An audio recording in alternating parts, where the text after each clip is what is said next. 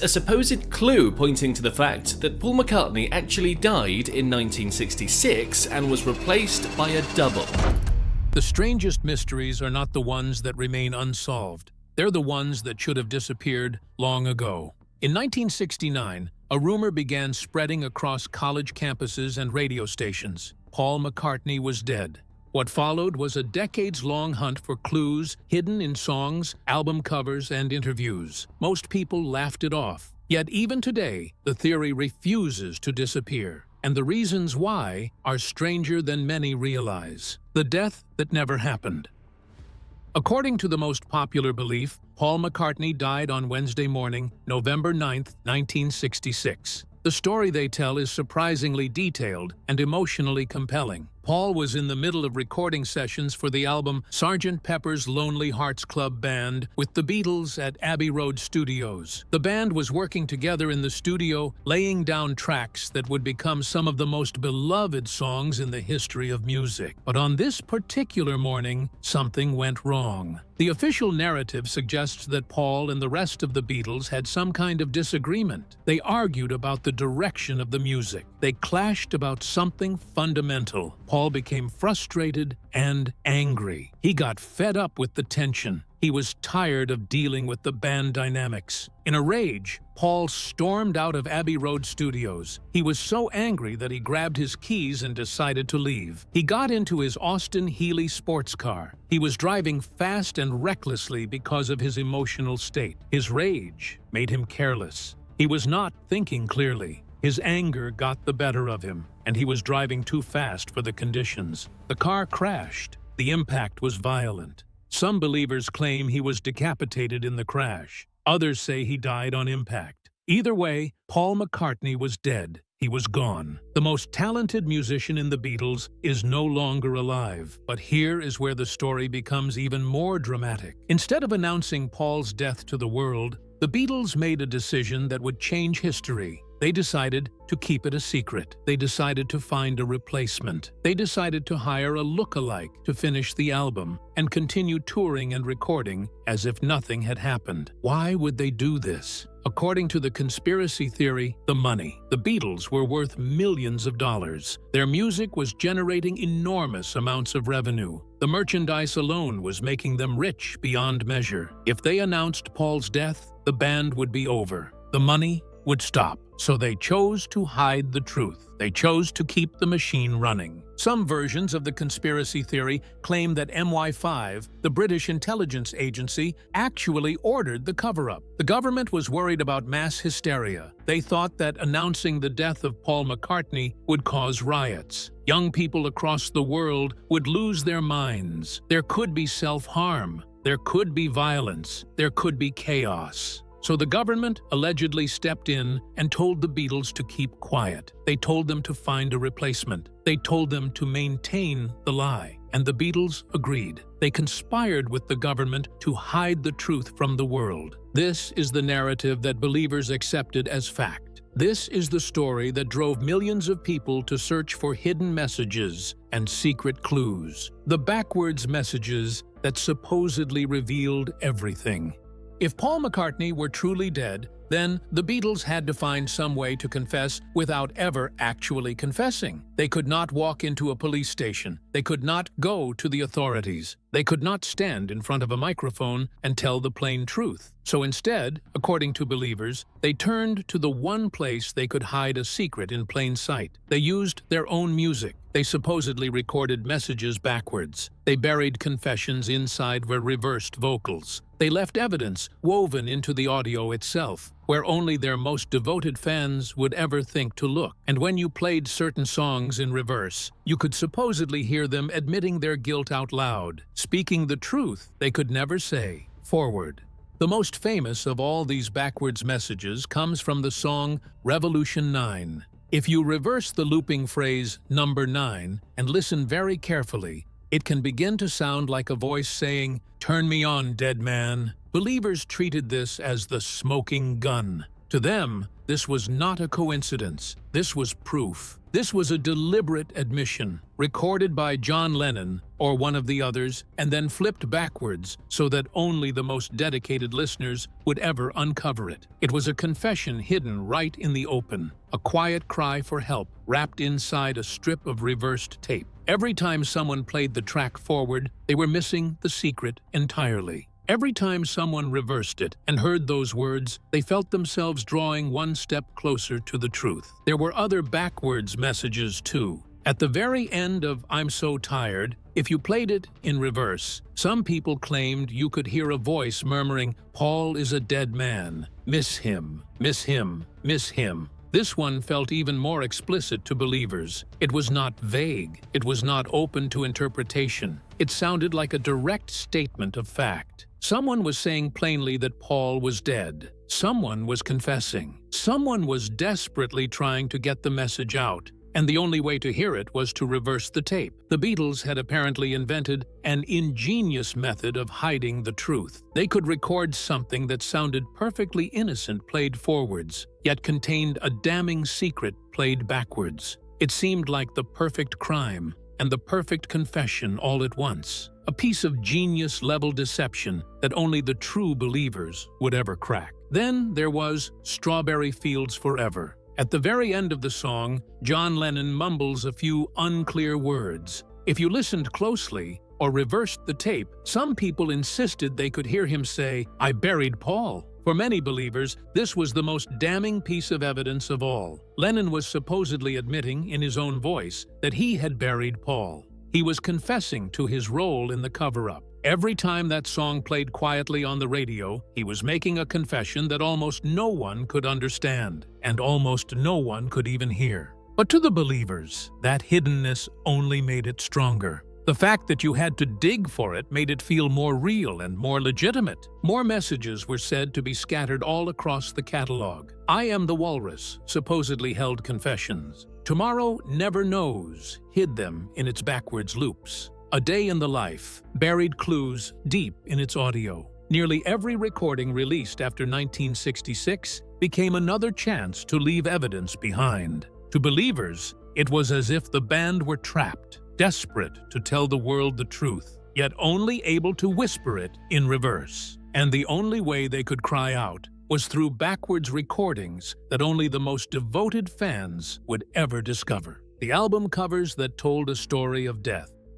If the Beatles could hide messages in their music, they could also hide messages in their album covers. The artwork on their albums became the subject of intense scrutiny. Every photograph, every design element, every color, every object, everything meant something. Every detail was a clue. The conspiracy believers, art historians, studying every pixel for hidden meaning, and they found clues everywhere they looked. The most analyzed album cover was Sgt. Pepper's Lonely Hearts Club Band. This album was supposedly being recorded right around the time of Paul's death, so it made sense that it would contain clues about what happened. The album cover featured the Beatles in costume, surrounded by faces of famous people from history. But the real clues were not in the famous faces. The real clues were in the details. Paul was wearing a badge on his chest. The badge read OPD. Believers said this stood for officially pronounced dead.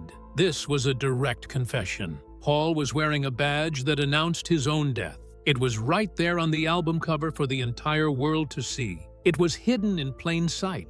Everyone could see it, but almost nobody understood what it meant.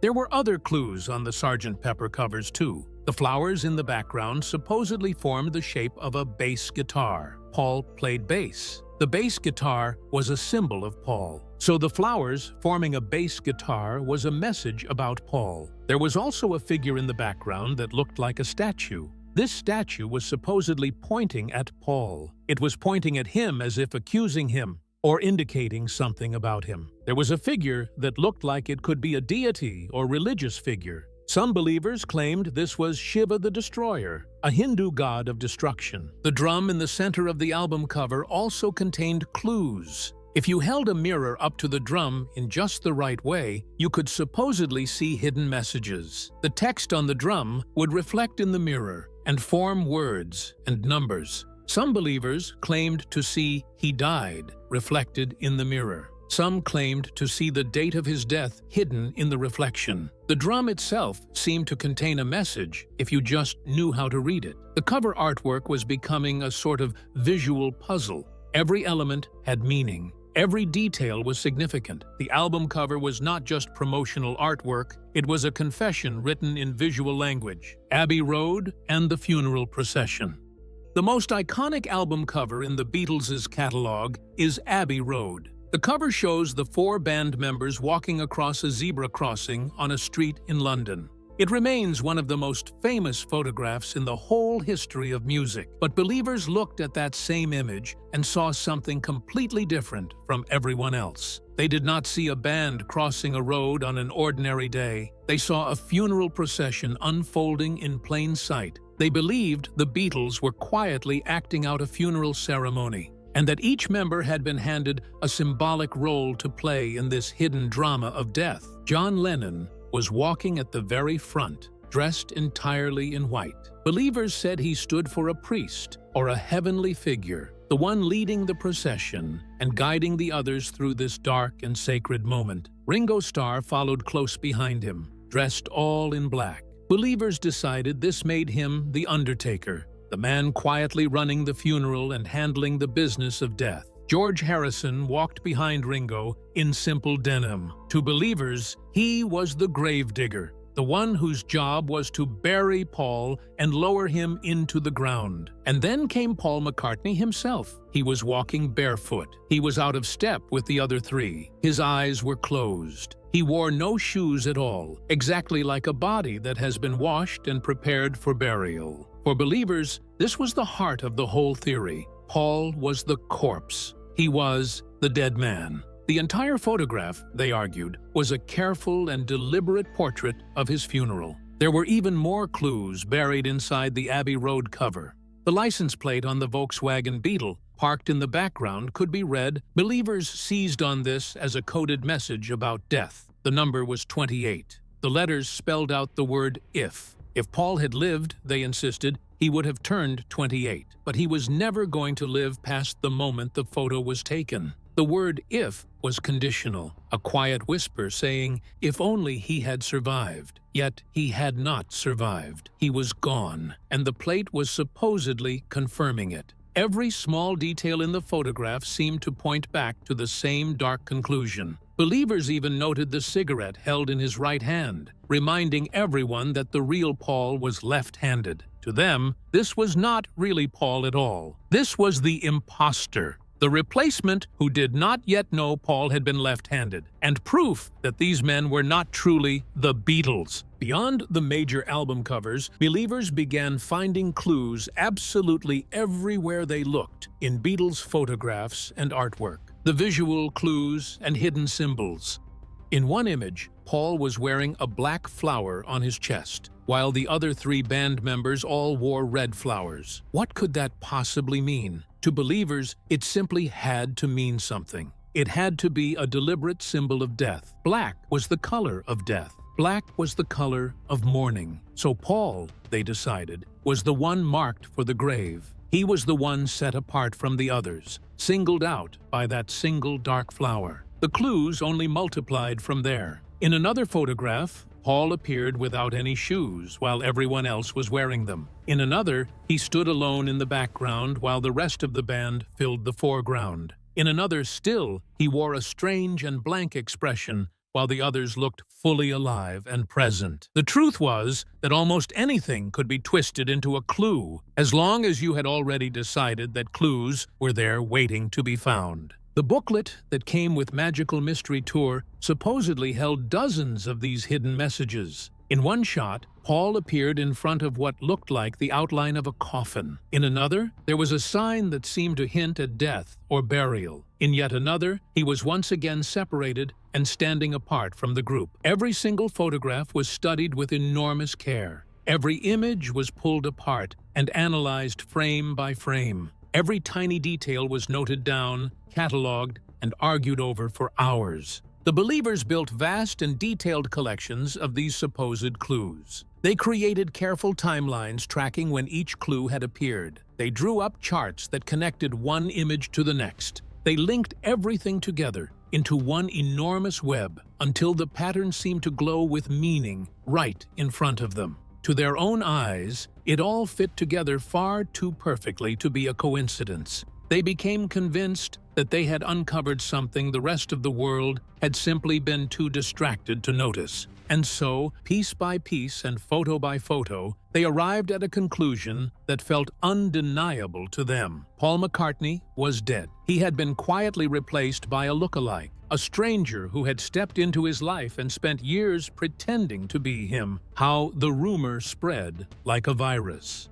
The Paul McCartney death conspiracy did not come from nowhere. It did not start with a supernatural revelation. It did not begin with a credible investigation. It started on October 12, 1969, when a caller named Tom Zarsky phoned into WKNR-FM, a radio station in Detroit, Michigan. He called the show and asked the DJ Russ Gibb to play Revolution 9 backwards to see what would happen. Gibb did it. He reversed the tape on the air, and listeners supposedly heard the phrase, "Turn me on, dead man," in the reversed audio. The broadcast was shocking. It was compelling. It seemed like proof. A radio station was broadcasting what sounded like a confession from the Beatles themselves. News of the WKNR broadcast spread to college campuses across America. It spread particularly to the University of Michigan, where Fred LeBour was a student working as a music reviewer for the university newspaper called the Michigan Daily. LeBour had heard about the backwards message controversy. He decided to write an article about it. He wrote a satirical review of the Abbey Road album and filled it with analysis of the supposed clues about Paul's death. He wrote about the barefoot figure on Abbey Road. He wrote about the license plate. He wrote about the funeral procession interpretation. And he invented new clues. He made up evidence. He fabricated stories. He created the narrative of William Campbell, the man who supposedly replaced Paul McCartney. The article was published on October 14,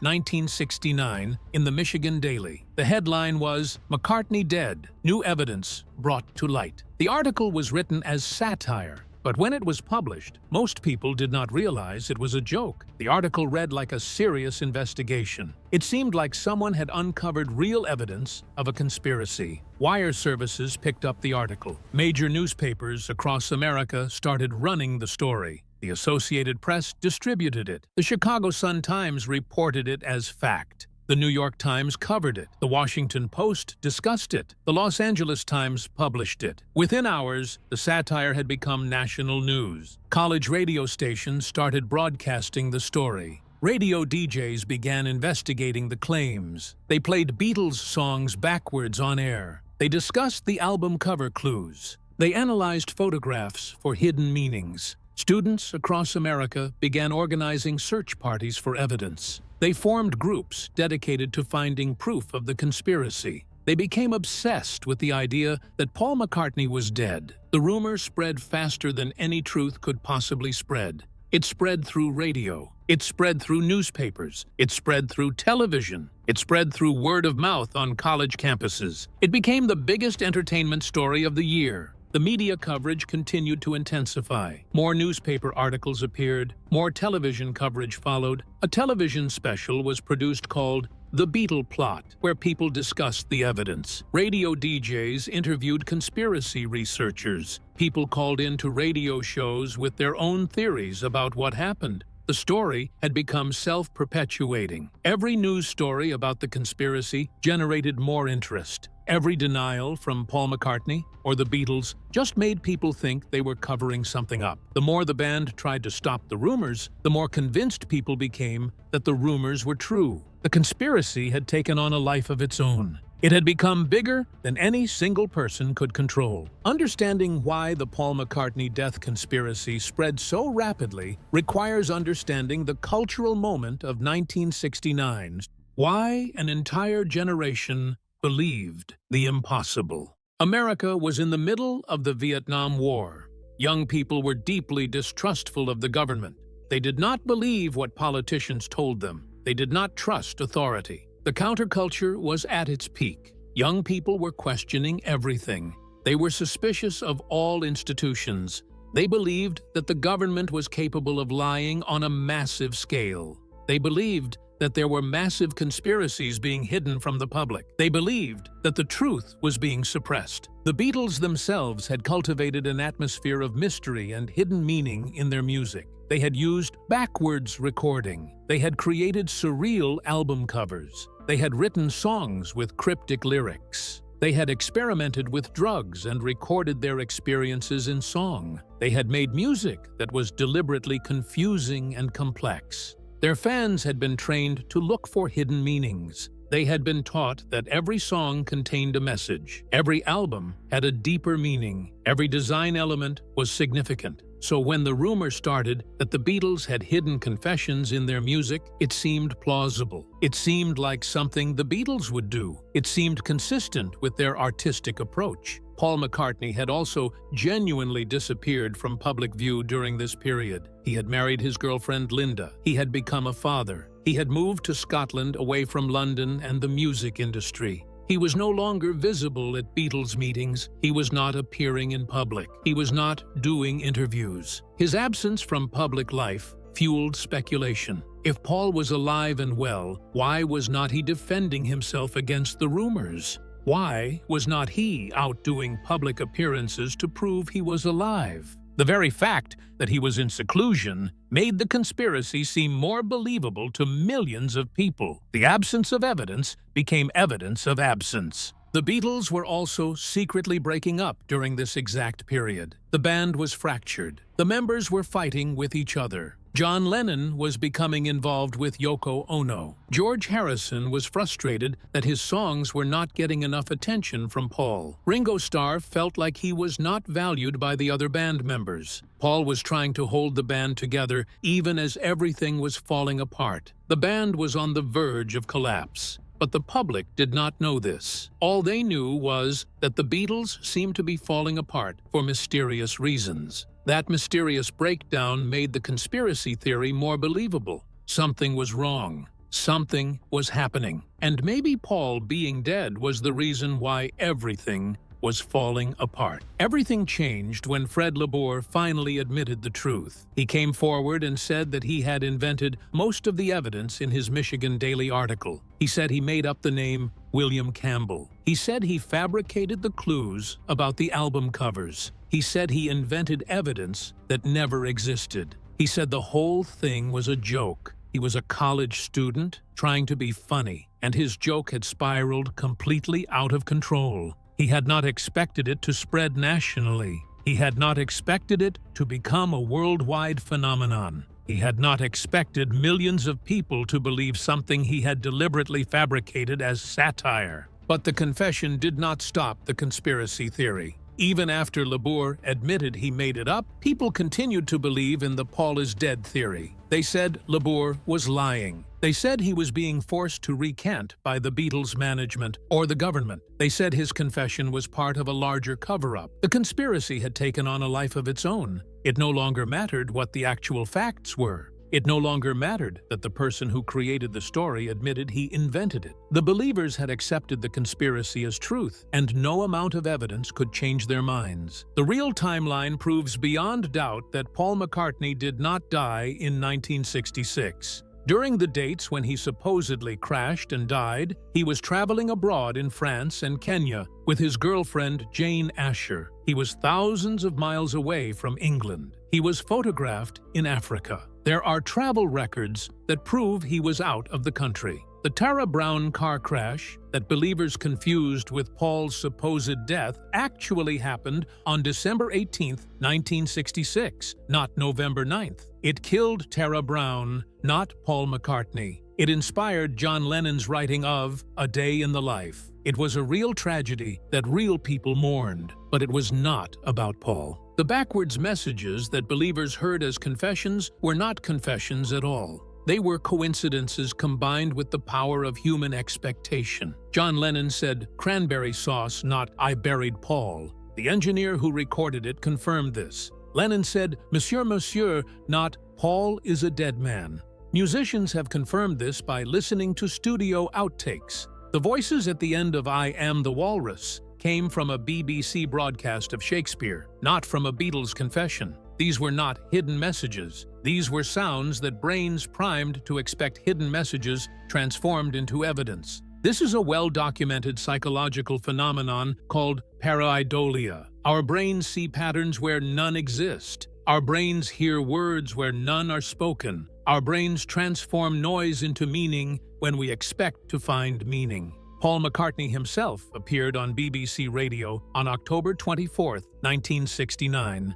and said directly that he was alive and living in Scotland. He appeared on the cover of Life magazine on November 7, 1969. He was photographed. He was interviewed. He gave press statements. He did everything a living person could do to prove he was alive. Yet, even this did not stop the believers. They said the Life magazine interview was with an imposter. They said Paul had been photographed to make people think he was alive. They said the government had created a body double to continue his career. They dismissed all evidence that contradicted their beliefs and held even more tightly to the conspiracy. The OPD badge on Sgt. Pepper was not about death at all. It was an OPP badge, Ontario Provincial Police, given to the Beatles by a Canadian police officer as a gift. Paul McCartney himself explained this. The drum mirror messages were just people seeing patterns in reflections. The Abbey Road funeral was just a band walking across a street on a hot day. The barefoot Paul was just wearing sandals that did not work for the photo. The flowers did not form anything. The deities were just part of the artwork. Everything that believers pointed to as evidence had a simple, mundane explanation. But the believers did not want mundane explanations. They wanted mystery. They wanted to be part of something special. They wanted to have access to hidden knowledge that others did not have. The Paul McCartney death conspiracy teaches us something fundamental about how human beings process information and make decisions. Facts are not always enough to convince people of the truth. Evidence does not always change minds. Confessions from the people who created false stories do not always stop the spread of those stories. Once a narrative becomes part of someone's identity, they will reject any information that contradicts it. They will defend the narrative even when faced with overwhelming evidence that it is false. They will create new explanations to account for the evidence. They will believe that the evidence itself is part of a conspiracy. So, what do you believe about the Paul McCartney death conspiracy? And what does your belief say about how you decide what is true and what is false? Share your thoughts in the comments below.